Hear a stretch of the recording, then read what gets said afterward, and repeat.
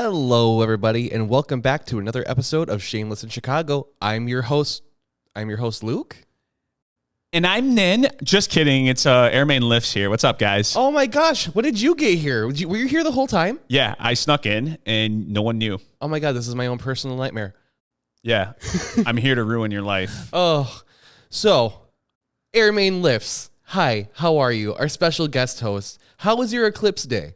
I'm doing great. Thanks for asking. My eclipse day yesterday was pretty good. It was beautiful outside. I couldn't complain. I was outside for at least like an hour yesterday, just doing stretches, watching this so-called eclipse, and just having a good time.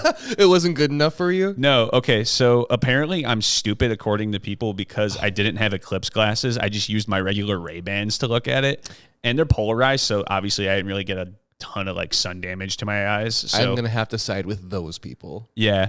And just, hearing from everybody like, yo, the eclipse was so sick last night. Did you watch it? Did you see the eclipse? I'm like, dude, it was overhyped. I didn't care. And all my coworkers were the same thing. And everyone's just like, yo, bro, it was overhyped. It was trash. I'm like, yeah, I agree. And Luke mentioning that he used the eclipse glasses, I was just like, oh, I didn't have those. No one at the club had them except like some 14-year-olds. And I love just how like, you're saying at the club, by the way. yeah. No one at the club on a noon on a Tuesday. Okay, I call the gym I work at a club because if I call it a gym, then all the members there are gonna be like, it's a club. We pay over $100-something to go here. This is no Export Fitness. This is no LA Fitness. Did you just come from my Export Fitness? Look, there's nothing wrong with Export Fitness. I used to go to Export for at least a year and a half, and I thought it was really cool. A lot of cool, supportive people in there when I first started my fitness journey were there. So people would notice my weight loss. People would notice my physique changing. And I even had some guy who was watching me, and I didn't even know. He came up to me one day during my bench press. He was like, yo, man, I've been watching you at the gym. You're killing it. And I'm like, thanks, bro. So yeah, people like that really make my day at the gym. Perfect. And with this eclipse, I feel like it starts new beginnings. And I think it's time we unveil to our audience I've started a new beginning myself in partnership with you. Yes, he has. Luke has started a new partnership with AirmayneLifts, a.k.a. Almighty Airmayne, a.k.a. so many different personas. My main thing right now is personal training. Anyways, yes, Luke has started a new endeavor with me. He is training with me. Now, guys, I have to be completely direct with you. When I go to work out with, my friends, people I have a personal relationship with, I used to go to the gym to just like take Snapchats of me stretching and make it look like I was working out. I've never had a friend actually be like, no, we're going to do all these workouts and I'm going to put you in pain. This man put me on a bench press and said, I want you to lift 245 pounds right now. And he kept it going. He kept being serious. I was like, I can't do this. I'm going to break my arms in half. As I laid down, he's like, oh, I'm just fucking with you. And then proceeds to lay down on that bench press and throw out like 10 reps like it's nothing. It's terrifying.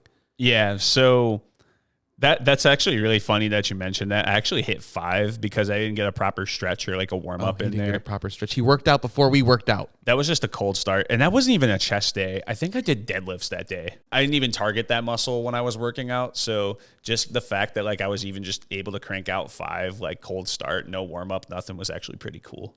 Right. And so once a week, we're going to be doing this we're going to the gym and we're going to train Luke and we're going to put him on our TikTok to make him look hilarious is just so out of character for me. I'm like, oh yeah, I'll go to the gym with you. And I totally expected that. I'm just be shooting content and I became the content.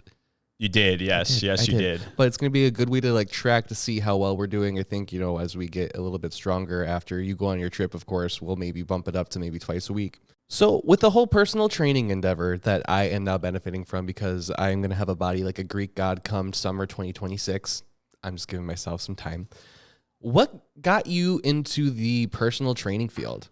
Funny enough, I've been doing fitness since 2018, seriously. I was doing it when I was younger too. Like I think I actually like worked out my first time and did like my first weight loss thing when I was at least like 13, 14. So I did just like basic exercises like chest press and like curls. I didn't really know the extent of what I can do. And then during high school, I just did like a few exercises, but like 2015 to 2017, 2018, I really didn't do much. I noticed there was a point where I was starting to gain a lot of weight and I, was unhealthy. I was eating out all the time. I went to McDonald's a lot during my breaks. I was sitting in a car all day delivering stuff. So very sedentary lifestyle at that time. And like I would go out with my friends and always eat. And, you know, nothing wrong with going out with your friends and going to get food. Just, you know, do it in moderation. Don't spend too much money. And also, I mean, just, you know, watch where you're going. Because if you're going to McDonald's and stuff all the time, every week or every day, like, you know, it's not healthy for you, obviously. But back to your question. So I started my journey in 2018, and during my journey at first, I lost close to 59 pounds in my first 2 months. I kind of did a cheat code though. I did keto for I did keto for a year. So this is way before I started knowing, like, you know, way before I knew what keto was and way before I really knew the, you know, downsides of doing it. So I lost 59 pounds. In total, during my fitness journey, I lost 67 pounds. Wow, that's amazing. Yeah, it was wild. So without disclosing too much, I was in the lower threes with my weight, and I dropped down to 240. I can't even imagine that. It was insane. I felt great. I felt amazing. After I lost all that weight, I was just shifting through, like, you know, carbs were being reintroduced into the diet. And then once carbs were being reintroduced in there, I did gain maybe like 5-ish pounds, 6-ish pounds back. So I was like a 245, 246. And from there, I met my girlfriend, and then I started refeeding on carbs and eating carbs again. So I gained a nice like 25 pounds back. So it's okay. I mean, you win some, you lose some. I mean, hey, once you're in that little relationship, you're going to get that gut. It's inevitable. I found working out, I used to be kind of a porker myself. I call that myself. I was like 224 pounds, I think. I always had a goal weight of 160. I was never good at the gym, but I was good at removing things from my day-to-day. I was good at counting my calories to make sure I was at a deficit. But going to the gym always gave me anxiety. Before I turned 21, I had a good time where I was going every day for a month. Then I turned 21 and discovered I could swap out the bar for the gym and go to the bar instead of the gym to have more fun.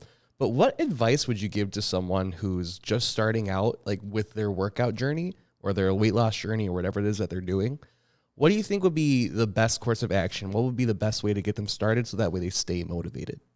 Do you want pre-personal training answer or post-personal training answer? I want both. Okay.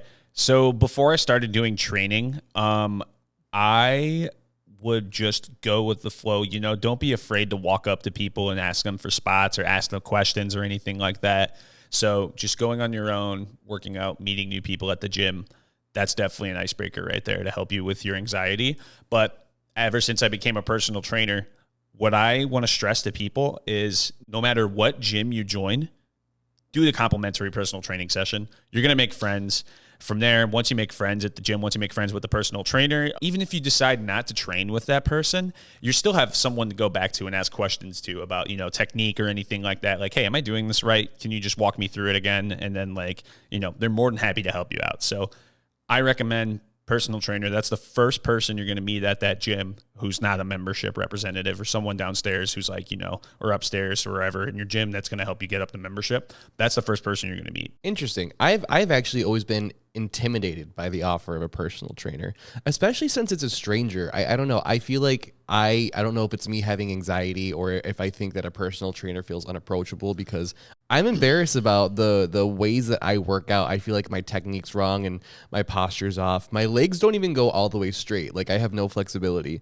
So I feel like I look at them and they look at me and they're like, oh, you're too much work. There's never too much work for a personal trainer. So I work with a wider range of clients that have different, you know, mobility issues, or they might have limitations with their mobility. So I've seen it.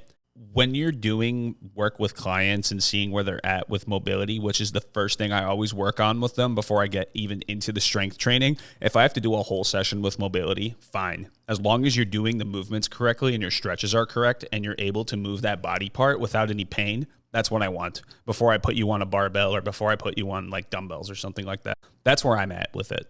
So there's really no need to be nervous around a personal trainer. Oh, they're there to help you, right? Absolutely not. No, don't be ashamed to tell your personal trainer, you know, I'm like, I have this or this, you know, they're not going to judge you. And not to sound corny, it's no Planet Fitness judgment free zone, but no personal trainer is going to be like, oh, you want to lose X amount of pounds in X amount of time? Pff, not doable. Like, they're not going to do that. They're not cocky. They're there to help you.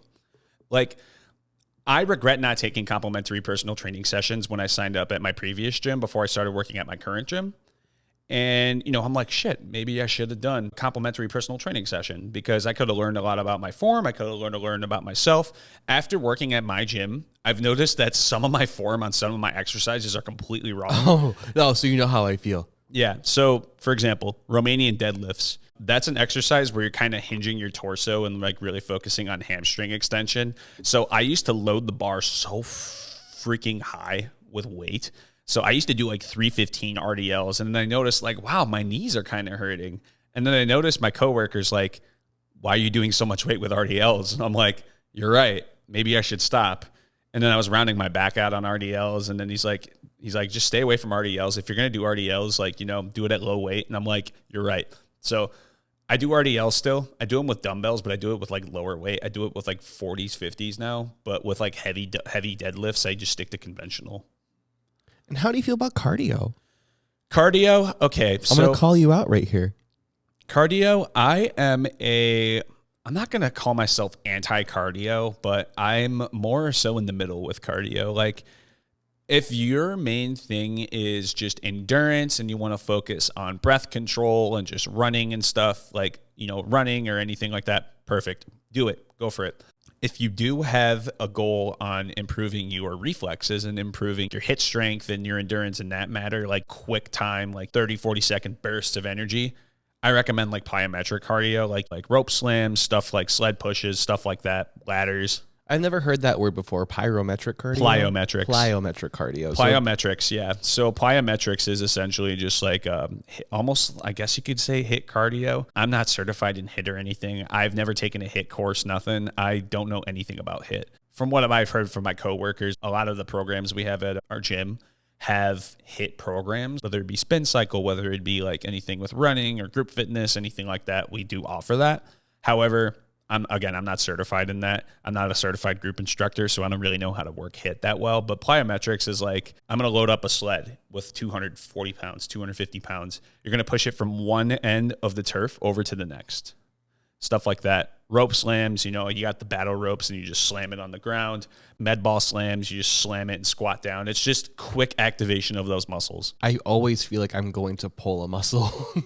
Don't worry. When you're training with me, you're not going to pull a muscle. The only reason you would pull a muscle or I guess injure yourself is poor form. That's your main one. And if you load the bar way too high, like there's been so many instances I've seen of people like loading the bar too high with X amount of weight and then they injure themselves. And then they're like out of commission for at least like 2-3 weeks. For example, RDLs. When I did RDLs, I noticed my knee pop when I was doing like 275 pounds on a barbell. And I was like, okay, maybe I should bring down the weight on my RDLs. So I brought them down, but I'm still doing heavy weight on like conventionals. I'm still hitting like 3s, close to 4s. Have you seen any big rookie mistakes in your time as a personal trainer? Oh my gosh, I've seen so many. There'll be times where I'll see somebody pull a rookie mistake. Yeah. Like they'll round out their back on a deadlift. They're not even doing like a normal deadlift. They're doing like an RDL, Romanian deadlift. There was this one guy doing Romanian deadlifts on the Olympic platforms we have.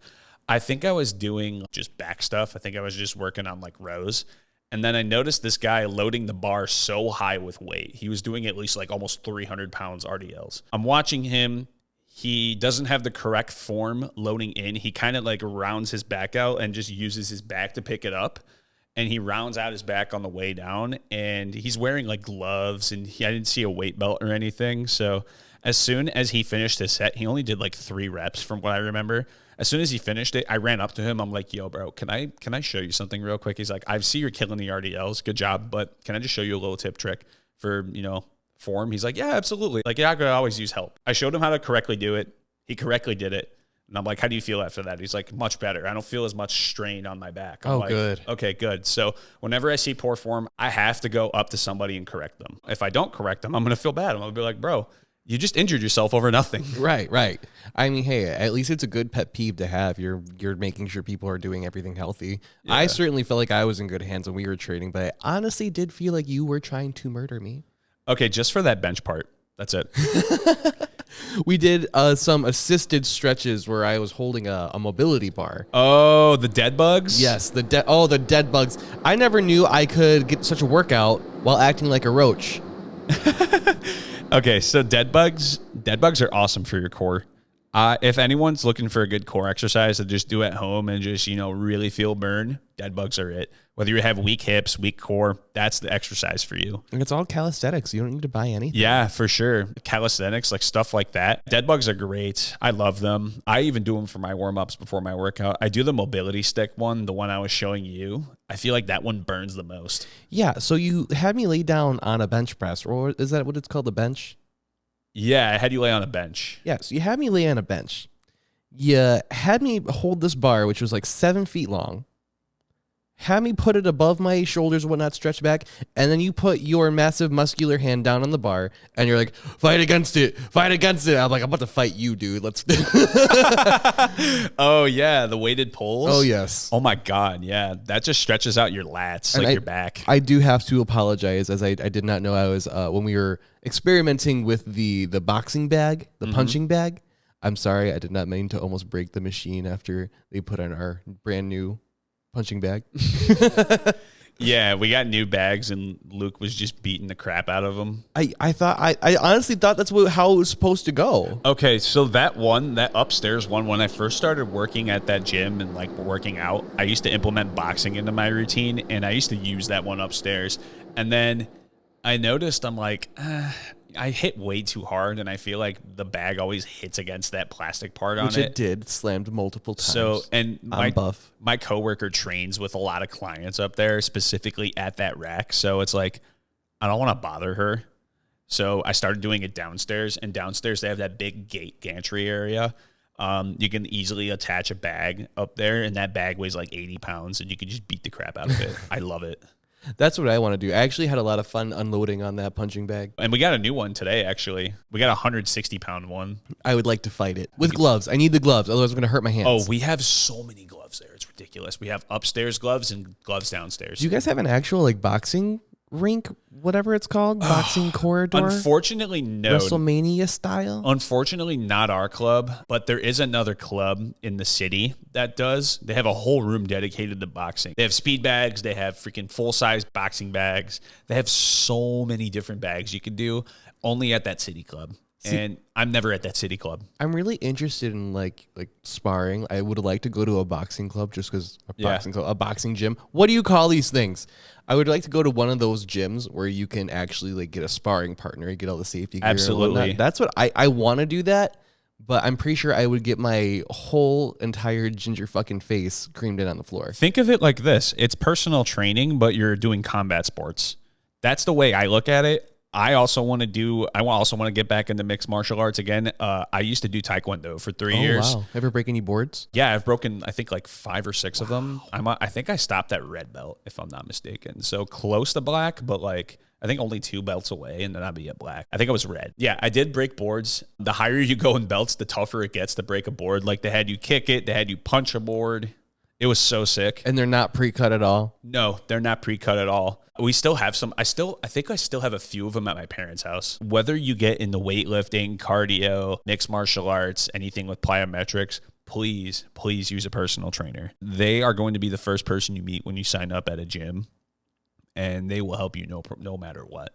I like that. Maybe I will. I still have my personal trainer session, I think, available. I just never booked it. I always go to the gym super late, though, because I always go when it's empty. Yeah, usually they're gone by then. Yeah, sorry, guys. You're not getting my business because I'm a night owl. Usually trainers are out by like 6, 7 o'clock, depending on what gym you go to. Our gym, the last training session, from what I remember, is at like 7. Wow, that's super early. Some people get off at like 9. Mm-hmm.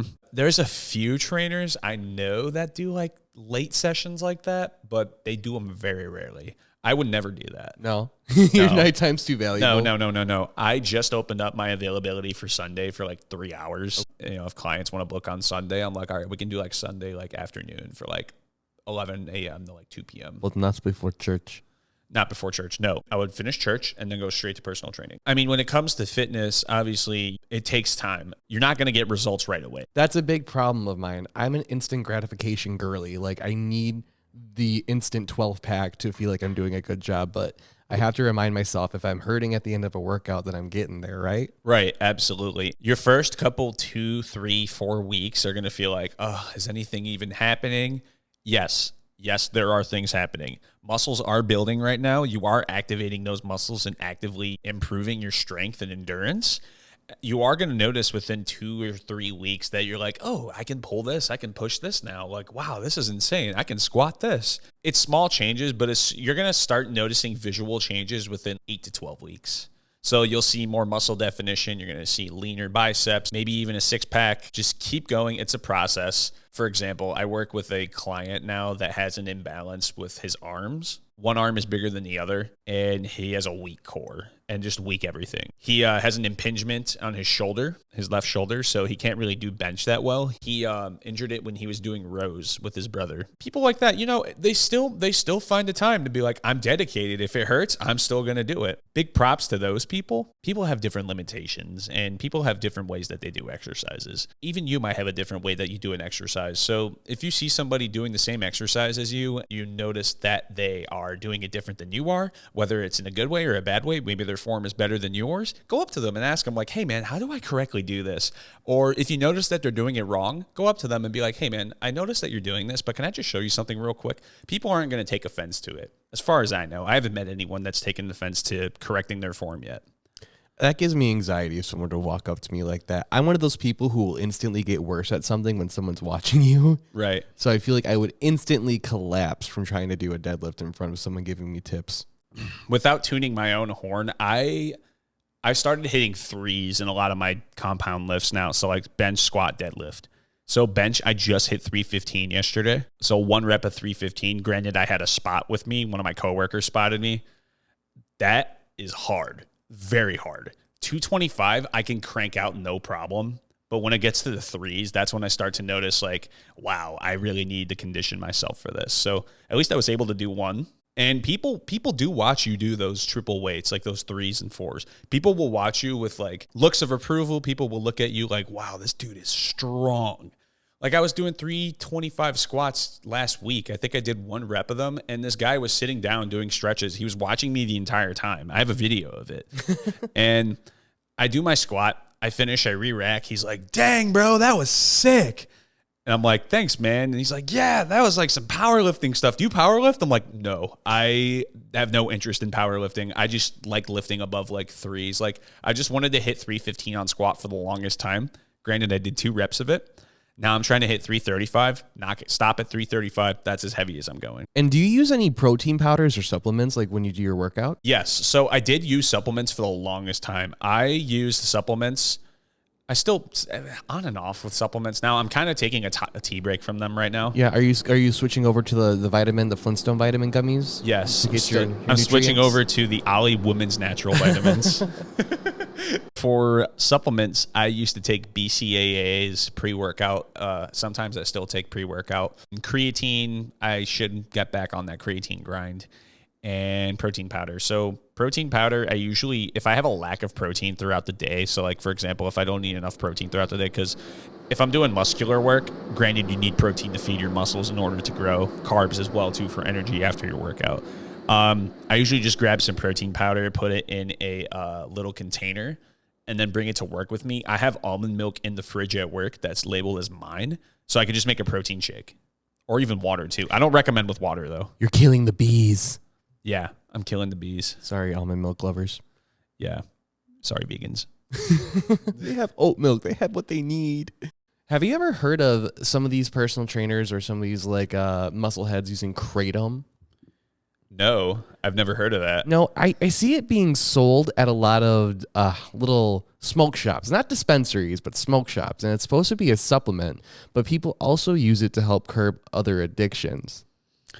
I've heard of Kratom use before, but I've never heard of bodybuilders and personal trainers using it. I remember a few years ago, I think it was still when I was scrolling through Facebook video feeds, but it was like, people are trying to ban Kratom, but there's so many health benefits, blah, blah, blah, blah, blah. And I couldn't really understand everything he was saying, but I was like, who's banning Kratom? No one knows what that is.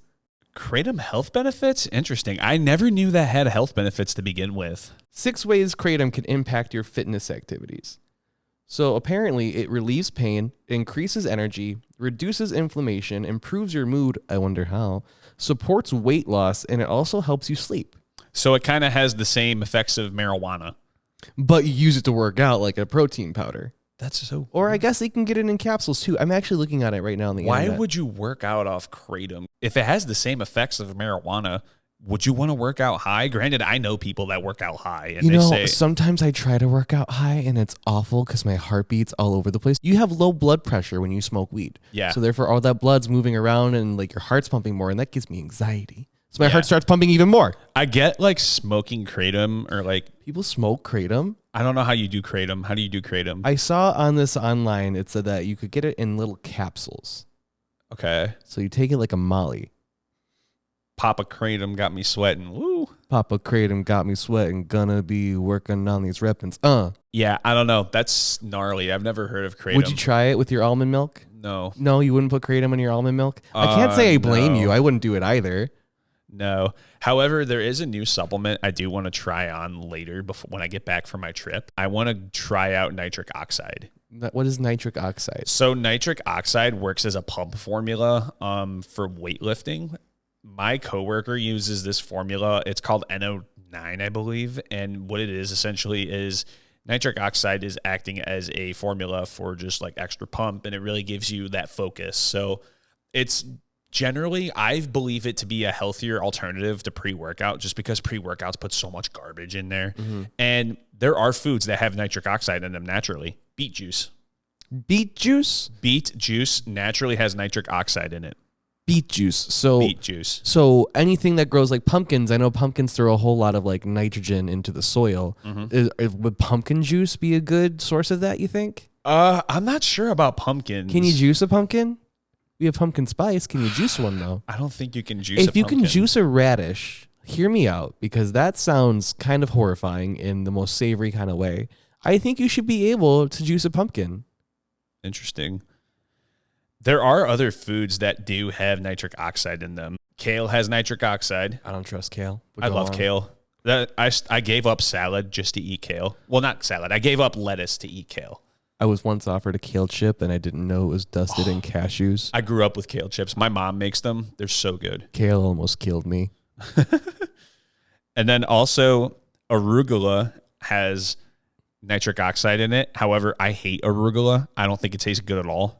What you got against purple lettuce? Okay, I bought a kale and arugula mixed salad from Aldi one day because I was just curious what arugula tasted like, and I love kale.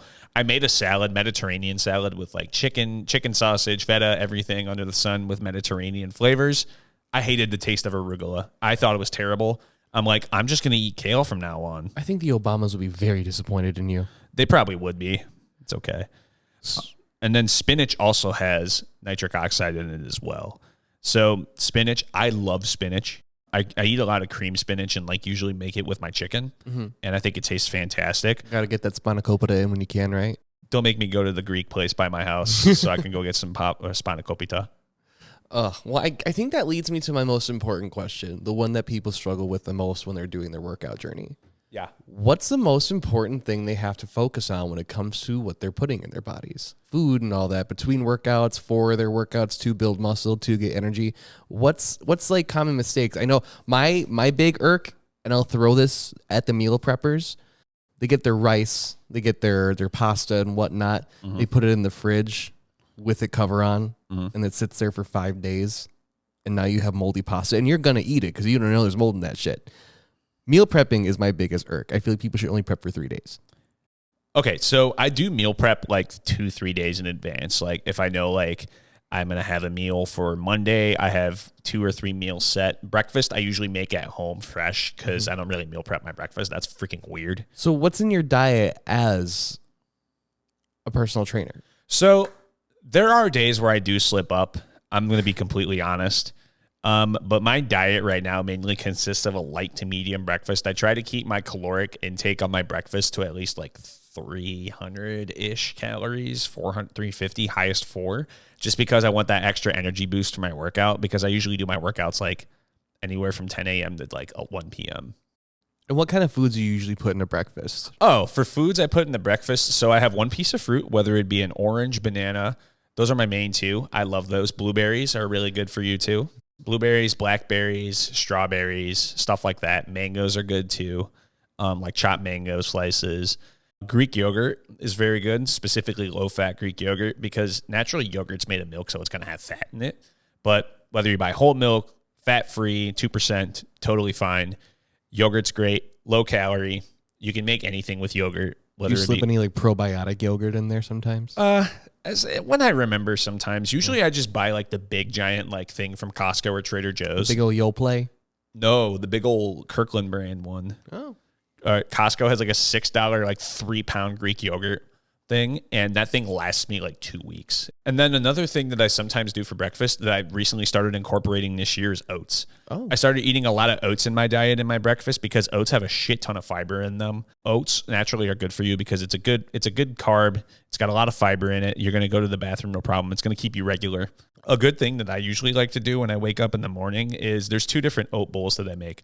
Sometimes I just grab fresh oats, pour like a cup into a bowl, and then I grab some yogurt, pour them in there. I'll grab fresh berries, like whether it be blueberries, strawberries, cut them up if they're strawberries, mangoes, cut them up, even open a can maybe, dump them in there, mix it up, kind of just get like a nice fresh bowl. And then from there, I have like overnight oats sometimes. Oh, it sounds delicious. I'm more of like a thin omelet with some half-sliced cherry tomatoes and some seasoning on top kind of guy. Like that's my light breakfast. I love a good omelet, and I love some cherry tomatoes. Yeah. I also love eggs too. Yeah. Eggs are a huge thing for me. Do you buy just egg whites, or do you use the whole egg? I use the whole egg. Perfect. I love that. I'll make sunny side up. Sometimes I'll make scrambled, poached at times too. And so for lunch, you're obviously eating when you're at work, which is personal training. So what do you make sure that you get into your body to make sure that you can make it through the day? So for lunch, it depends really when I want to eat it. So if I plan a workout like later in the day, like 2, 3 o'clock, I'll usually eat around like 12 or 11 o'clock, like give like 2-ish hours for my food to digest. But what I usually eat, I try to keep my lunch pretty lean. Today I had quinoa packed with broccoli and chicken breast.